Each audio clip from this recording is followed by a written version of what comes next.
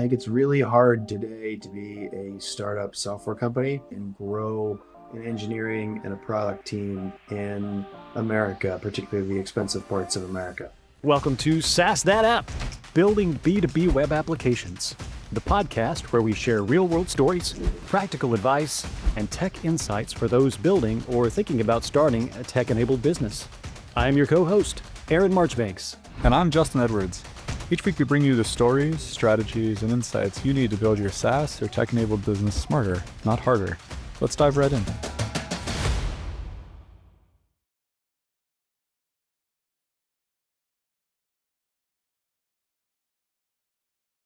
Hello and welcome to SaaS That App. My resident co-host, Justin Edwards, is out today on another adventure, but I am excited to be joined by our guest today, Steve Benson. Steve is the founder and CEO of Badger Maps, the platform that helps outside sales reps ditch the admin chaos, optimize their routes, and get back some 20% of your time to actually sell. Sounds awesome. Before founding Badger, Steve led regional sales at Google and worked with other giants in the industry, so he has seen firsthand what slows down a sales team and what happens when you can remove that friction.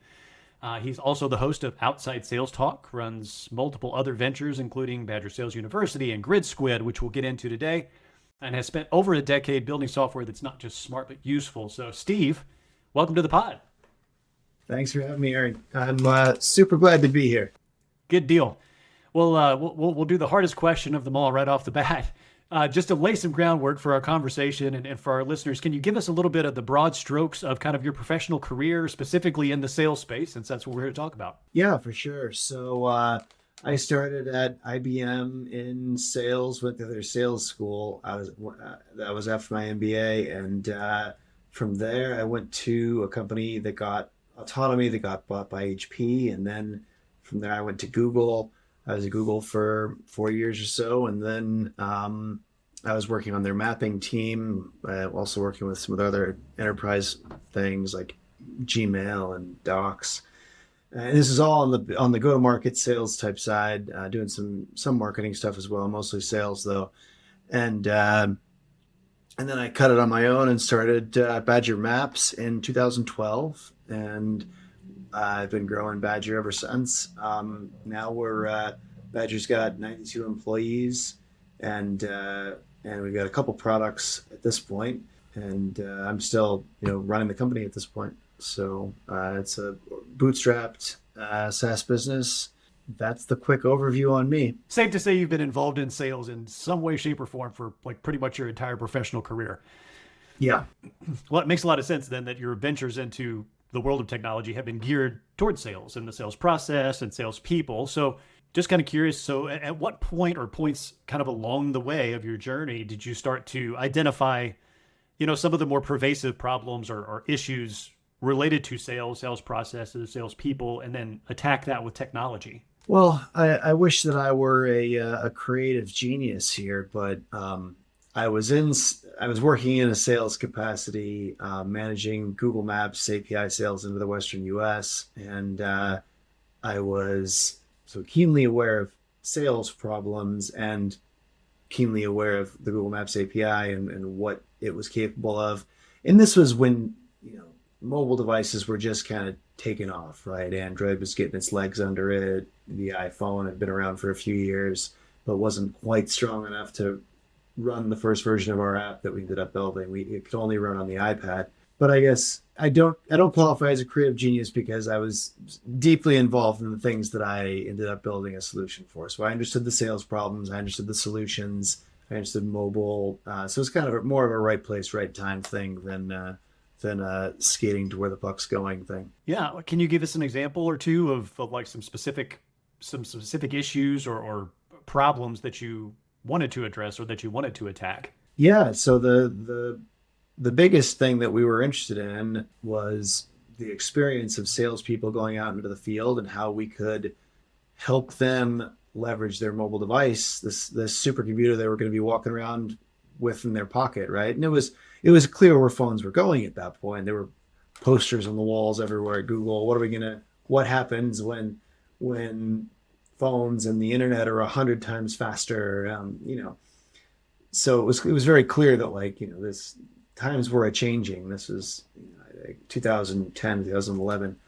And salespeople are some of the most mobile users in the world. And so I wanted to solve mobile problems that salespeople were facing. And it was pretty clear that mapping was a part of that. Bringing maps to their connecting maps to their CRM, showing them the data that's in their CRM in a mapping environment, and then doing that all on their phone.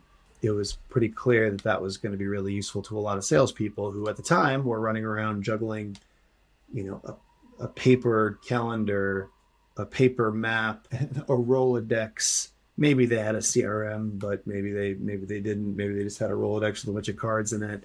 The MapQuest days, print it out. Yeah. Yeah, and then you could print out like how to get from one point to another with MapQuest. Exactly. Building one app on their phone that could do all those things and kind of synthesized all those things.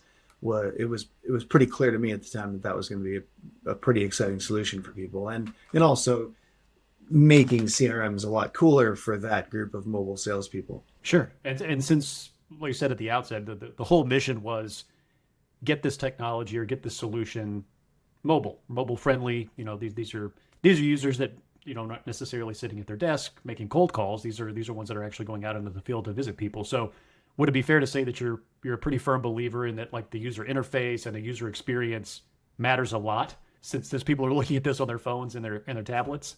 Yeah, and then the initial version was just all in the browser, and actually at the time it was unclear. Google was saying at the time, "Oh, we think browser is the future, and mobile apps are silly, and this is all going to go away. These native apps are silly." But it was unclear at the time which direction that was going to go. And so our first version was, we just optimized it for the mobile in the browser, so you could use it in your computer, you could use it on your phone. But then, pretty quickly it became apparent that just for a speed and usability perspective, we were going to need native apps. As I was kind of going through and reviewing the application itself, I mean, there's some really cool user interface features that I personally appreciate as a not salesperson that I thought were very interesting, like the lasso tool. I thought that was very slick to be able to kind of select these are the points that I want to hit today, and then from that lassoed loop of data points, it pulls that. So all that to ask, are these that feature in particular, but just features in general, are those things that you are birthing from analysis or desire, or are people, are your users saying it would be really great if, and that's what you're building? What's kind of your process for these features? It depends. I think some ideas come from just our own ideas. Sometimes people can't describe a thing that they've never heard of or seen. Some users are kind of more visionary and really understand their problem and are using your product and like, hey, I would love it if it would do this. Early on, I really spent a ton of time talking with customers, way more than one would guess, right? So my job really early on, and I didn't code the application, my technical co-founder did, but early on, my whole job was talking with customers, getting their feedback, understanding their problems, and that guides what we should do next, right? That guides what we should create next. That guides, and you end up with a long list of features, but you want customers, especially towards the beginning, you want them to pull you in the direction of what to do based on, well, I would buy this if it could do this. And sometimes if it's a big company and it's a big feature, we would get them in contract being like, okay, we will build this for you for a $0 consulting contract, but we will build this for you. And that's when you start paying for a year for this product. And these are the acceptance criteria. And that was a way of kind of making sure it was worth our while and that someone was actually going to put their money where their mouth was. And it's like, well, and that's not as hard of a conversation as one might guess, right? It's just, you guys are describing exactly what we think a lot of people are going to want. We'd love to build it for you. If you guys agree and sign that you'll buy this, you won't pay. You can use the tool until that feature that you feel is so important is built. You don't have to pay for it. And then once it's built and completed, only then do you start paying. You can deploy it now. You can deploy it at that time, whatever you want. But until it's deployed to the spec that you described that we can put in the contract, we're not going to start charging you. And that's a great way to know that you're building the next big hard thing that people are actually going to value because they value it because they're going to pay for it. Oh, for sure. I mean, that does make it, I would think, a lot easier to get a feature off the whiteboard and like actually rolling because you've got somebody that's dedicated behind it. Have you ever taken the route of building a feature per organization, like specifically for them, or is it always yes, we hear you, we think this would be a great feature, it's going to be for everyone every time, or are there instances where it's going to be for specific companies or organizations? Well, we've solved problems for specific organizations, and generally it's reusable, right? A lot of the stuff that you do is reusable, but we want to avoid doing too much custom for someone unless it's a deal breaker. Like people, the list of things that people want is a mile long, but it doesn't. Often it's like they're like, oh, I wish it did this too, but it's like, yeah, but are you going to buy it the way it is? Because it seems to solve your problem, right? It seems to solve 98% of the problem. And so there are those cases.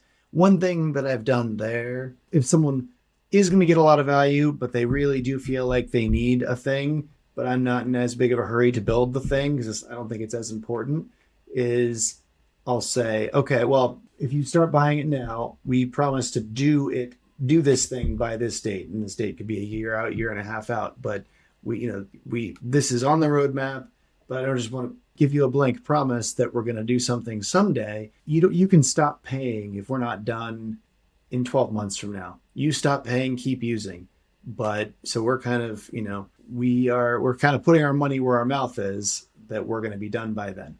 And people appreciate that, but there's not a gun to anyone's head. If they get it for free for 3 months because something else was way more important, then that's how it is. But it shows them that you've got skin in the game and that you actually mean that you're going to get the thing and you're not just selling vaporware. Staying relevant, staying valuable, staying sticky, as it were, in that space.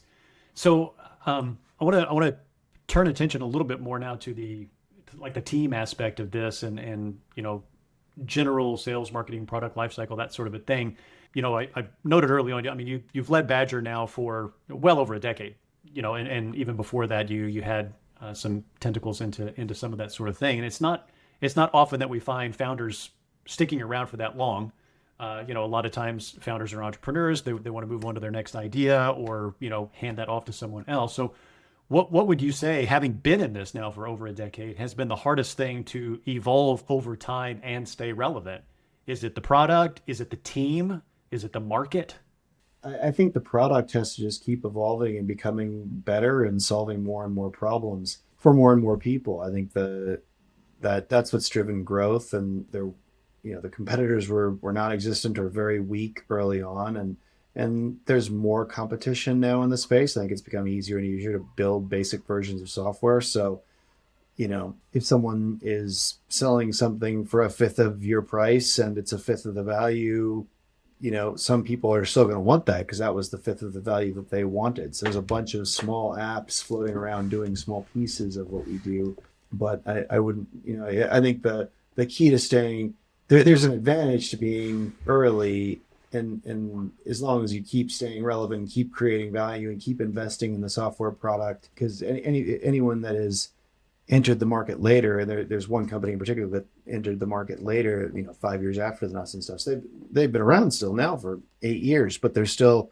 It's kind of like you're always still those 5 years behind, and maybe you're even slipping further because we have a whole bunch of engineers, and it's always harder to grow in someone's shadow because you either have to if they're a huge company that you're recreating the software, then there is room at the bottom. If it's a huge expense, like it's one thing for Zoho to rebuild Salesforce. There's a lot of room at the bottom that Salesforce is highly, it's an expensive product. It's a top tier product.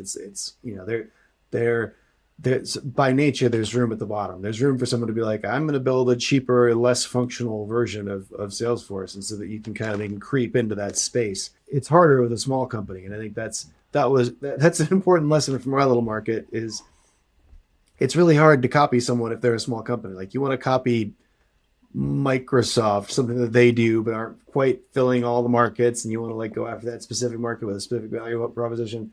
But we've had several companies over the years just imitate our software. I don't know, and I'm always like, why are you copying me? I'm not that big. Like there's not a yeah, there's not like the 10% that I leave behind is that's not what you want. You don't want to do that. So you're gonna have to do something slightly different than we're doing, or else you're gonna be. It's because they either you have to go for the we are cheaper and do less. It's hard to just be like, oh, we're just as good and charge the same, because you started 5 years later and obviously don't have the resources that someone who's been has a bunch of customers. It's like we get a VC round every year, but we don't. It's just revenue, and so we've always been bootstrapped, but it's a VC round every single year, but we get to spend it, and so it's hard to join into that. It's hard to copy a piece of software and then and be successful and compete not just on building the software, but also on the marketing side, the fulfillment side, like the servicing of the customers. That's just as important as building the software is selling it, and just as important as this is making your customers successful with it. Just as important as marketing it. All these things there's so many pieces to this, and so it's really hard to compete with an established player unless you have some kind of competitive advantage, like they're really big and expensive and you can be cheaper, or they've neglected this vertical, like what Viva being so successful. Well, they're a niche CRM, but it's a big important niche. So and that has special needs. They pharma that Viva serves has very special needs around they're very highly regulated. They need to enforce policies on their reps. You're hardly allowed to sell drugs, right? It's very hard. There's so many rules. So it made sense that they had a vertical CRM that was just as expensive as Salesforce, or more expensive, I believe. That's a way to niche something off and carve something off, and it makes sense that Zoho did what they did. But I think if you are going after a market, it has to be if you're going after a sliver of a market that someone else is already doing, it's got to be a really big market. It should be a big company that you're taking a sliver from, not that they have to have neglected that sliver, basically.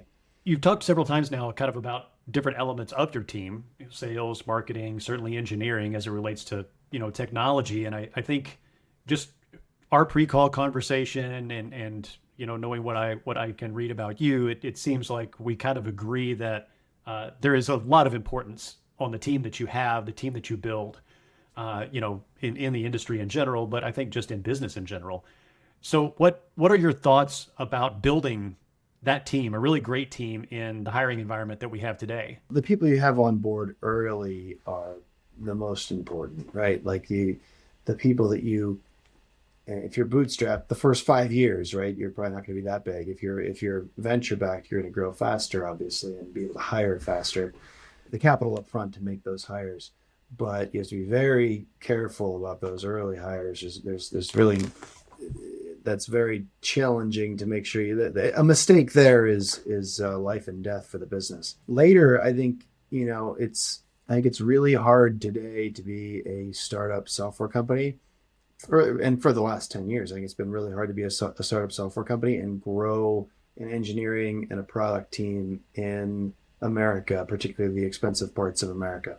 The big tech monopolies have just soaked up all the engineers, and so it's so it's hard. It's a hard place to do it, and so that's the bad news. The good news is math works the same everywhere in the world, and turns out there's talented humans all over the face of the planet. We're spread out all over the place, and everyone's brain works the same. So you can go to Nigeria or Eastern Europe or Asia or South Asia. There's talented humans all over the place, and so I think America's a tough place to grow a team really well, but there's a lot of places you can go and find really talented people that can build great software. Do you look for people who are, let's say, sharing your vision or have some sort of a buy-in in some way, shape, or form to what it is that they're building or working on versus someone to fill a seat? I mean, do you have a preferred kind of an Ideally, approach? yeah. I mean, ideally, you need someone who's you look for people that are a cultural fit with your organization, and I think in those early hires, especially, you need someone who's a good fit for a startup in general, and a jack of many trades, and can deal with ambiguity and look failure in the eye and or potential failure in the eye. There's a very real probability that any of these brilliant ideas don't work out at all, right? And you got to have people that are able to go the distance. Like it takes years to build something and get it off the ground, even if it's a great idea, particularly if it's bootstrapped. But I think yes, you want to look for cultural fits, and and probably later on, I think cultural, that all that work you did up front is reinforcing as time goes on. Yeah, for sure. I mean, it seems to be kind of universal that the best ideas are great, but also having experience and expertise in that same space matters. I do not have a sales and marketing background, so it would seem kind of silly for me to try to engineer something for sales and marketing people as an idea of my own because I don't have expertise in that vertical or that space. Yeah, it really helps if the business side has expertise in the pain point of the customer. I think that was always made this all a lot easier for us, that I had been a salesperson, I had worked in this space, I understood the problem relatively deeply. It's a lot harder if you don't. I mean, I'm not saying it's impossible, but it'd be hard for me to turn around and run an insurance startup tomorrow, right? Because I don't know anything about insurance, right? So I think it's also hard to pick a great idea in a space that you don't know a ton about. I agree entirely with that. So, kind of spinning off of Badger Maps in particular, and I think for organizations that have been successful, they have grown their startup into something that's 5, 10, 15 years down the road. It's very mature. It has a lot to it. You presumably reach a threshold where you just simply decide, this is our lane and we're staying in it. Or there is some sufficient push behind some aspect or maybe multiple aspects of what it is that you've built that can be spun off into something else. You've launched Badger Sales University, you've launched Grid Squid, which I know is a very cool thing I want to talk about. But how do you know when an idea has reached the point of now spinning off another idea versus keeping it in like the core platform? When should it be its own thing and when should it kind of stay put? Good point. I mean, I'd say in general, you want to be focused unless things kind of pop up that are obviously spinouts or ideas that obviously are so adjacent that it makes sense that you would pursue them. And adjacent can mean the technology is reusable the technology you built is reusable in another way. Like I sell to field salespeople and field service people, but if the problem that I was solving also serviced trucks really well, like trucks that are moving around, then that would be logical for me to extend into that. If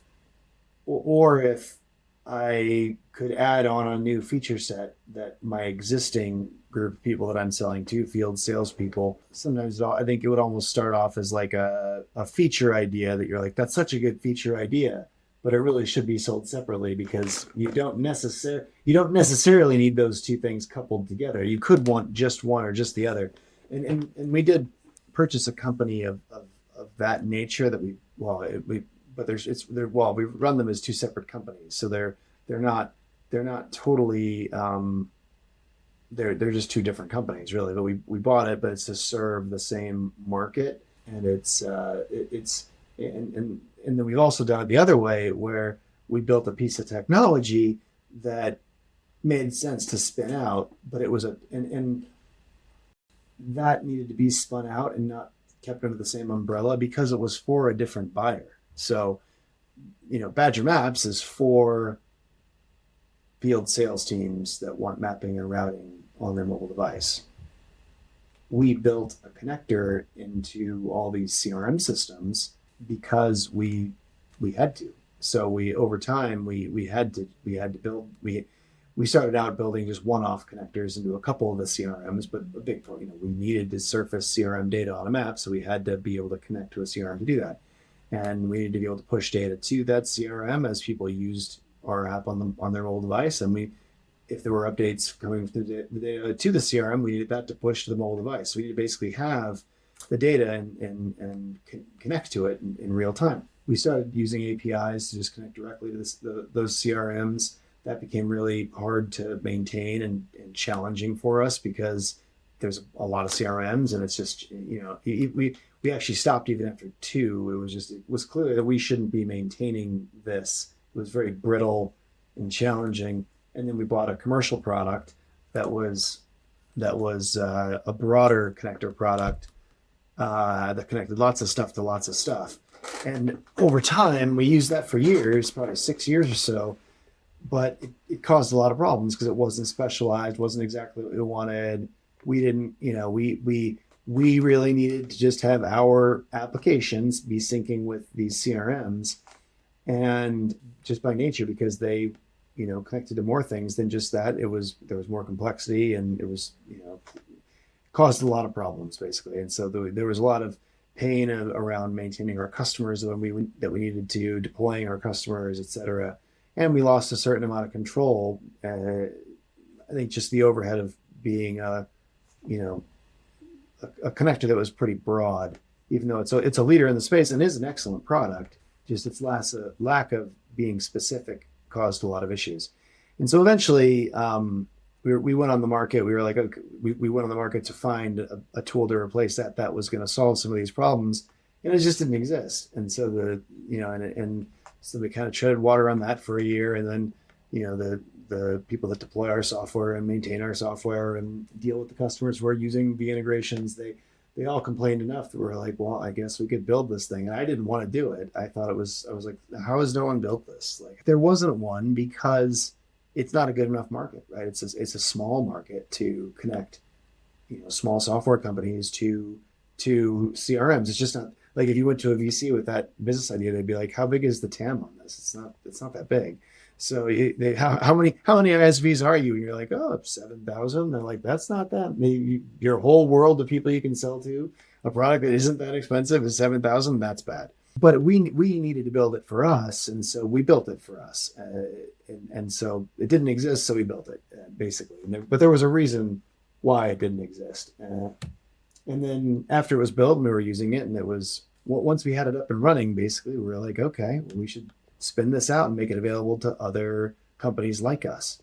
And so that's a time when I think it is, we're a little small to be spinning out companies. Like, we're making $8 million a year in top line ARR. Is that big enough to be spinning out other companies? No, I don't think if that was I think you probably want to wait until you're at least like 20 million to do that. But because we had a product that we basically our hand was forced on building, and it was hardened. I mean, it was like, yeah, it's running and works. And it was really when we deployed it to the new version of our product, and it was so easy and clean, and we're like, we can deploy this to anything. Like it was. So we were like, okay, well, now we're running it twice. So it basically has 2 customers, our old version and our new version. And it took 2 weeks to deploy to our new version. So this is time to bring this out. It's hardened. But yeah, I think bottom line, it's not a good idea to be starting new companies until you're pretty big, and should be looking for other income streams to maintain your growth rate. And if you're growing at 40% a year without it, then you probably shouldn't be taking your eye off the ball anyway. But there are times when it's just like, okay, we kind of have to do this because we stumbled across it. Like, Slack had to stop making video games, but release their new thing that they had built as a communication tool in the video games because it was just obviously a really good idea. Like, it was appropriate to release that product too.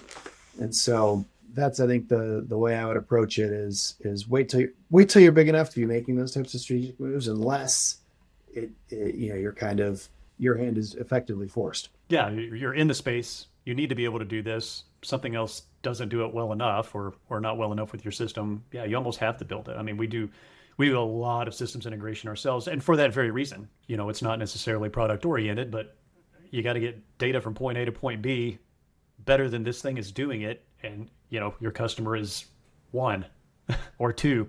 It doesn't need to be an entire software service by itself. It's something that helps somebody get further down the road, and maybe others could use it if it works. Another thing to think about, if it is much more adjacent and it's for the same product. I mean, obviously, our products are for two different people, right? Our two different products are for different people. But if you're building a feature on your existing product, but it's like, well, but this is also could be purchased alone, standalone. And there's a group of people who wouldn't even want our first product, but would want this feature of our product.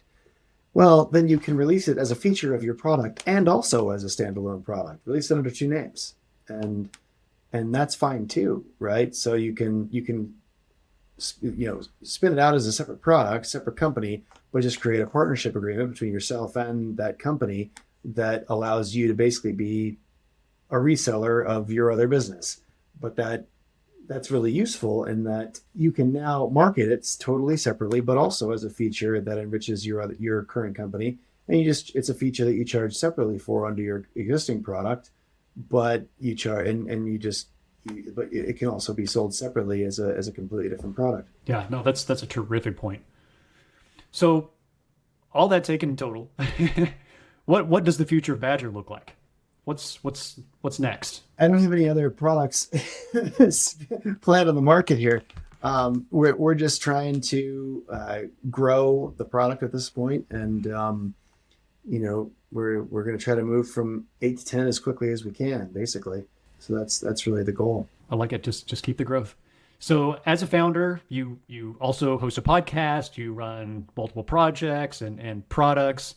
And I'm assuming that like most founders or folks like yourself that have bootstrapped something or fired something up, you wear a lot of hats. And the do more pull is constant.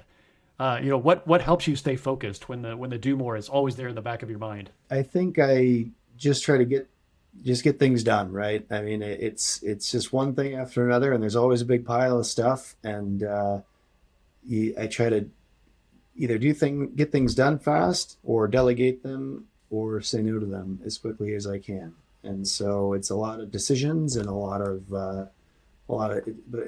choices. But there's only so many hours in the day, and so you can only do so much. So you do have to be able to delegate and surround yourself with great people that can catch those curveballs. For sure. So last big question, general stuff. What kind of advice or wisdom do you have for other founders who are starting out, who are shooting to bootstrap something? What's going to help them? I guess my first piece of advice is being a founder or a CEO of a tiny company. You're creating something is not really a job. Successfully founding a meaningful company, it's going to take away almost all your bandwidth. You can't be a good friend, a good son, a good daughter, mother, father, be in good shape, participate in hobbies or extracurriculars or your community. I think this is a bigger responsibility than a lot of things, especially if it starts working out a bit. So you should probably, you have, going into it, you have to accept all that and forget about the fun and hobbies that you have, and set expectations properly with everyone else in your life. I think you have to be ruthless with your prioritization of your time and how you're spending your time. You can still get your highest priorities in your personal life done. So you have to make hard choices around what those are, because if you don't, the choices will be made for you, and it won't necessarily be what's most important to you. It'll be what raises its hand the most. So you have to be ruthless around those prioritizations. It's really important to identify the things that really matter for the success of your business, in your personal life, everywhere else, and you can only really get those things done. I would also say that it's not a time to have work-life balance. If that's what you want, like, go work for a big tech company or just a great big company like that. Work for a great mid-sized company. But like, you trying to create something, you just don't get to have work-life balance. I think getting the train out of the station is really, really hard. But the flip side to that is once the train's in motion, it's really hard to stop. So that's really that's the good news. Is once these things get going, it's great. It's nice if there's good news. Yeah, don't plan to do anything else in your life. But once things get going, maybe you can again. It's not all doom and gloom. And frankly, risk adjusted, it's not a good idea. Like know that like the work and risk adjusted calculus on this, it's not a good idea to start a startup unless it's really something you really want to do, because it's not easy. It's hard. It costs a lot. You have to give a lot to it, and it's hard to raise a baby. And so I've raised human babies and I've raised business babies, and the human babies are easier. Okay, you heard it here. You have to go into these situations with your eyes open and understand what you're getting into, and want that, right? Because I think a lot of people fall in love with the idea, but like I'd love to be my own boss. That'd be great. It's like, well, why do you want that? Is it because you want to work less? Because this is not that path. That is not happening. Yeah. Oh, that's great advice. Steve, it has been a pleasure. I want to thank you so much for sharing your time and talents. We have been talking with Steve Benson, who, among other things, is the founder and CEO of Badger Maps. Steve, where and how can people reach you? LinkedIn's a great place to get a hold of me. Just Google, I guess you can Google or LinkedIn, Steve Benson, Badger. And a special thanks as always to our listeners. If you like what you're hearing, have ideas for the show, or just want to tell us what's on your mind, throw a review our way, or subscribe if you are so inclined, and we will see you next time on SaaS That App. Thanks for cruising along with us on SaaS That App. We hope you grabbed some insights that were inspiring, actionable, or at least entertaining. If you enjoyed the show, don't forget to subscribe and leave a review. Until next time, keep building, keep growing, and keep those apps sassy.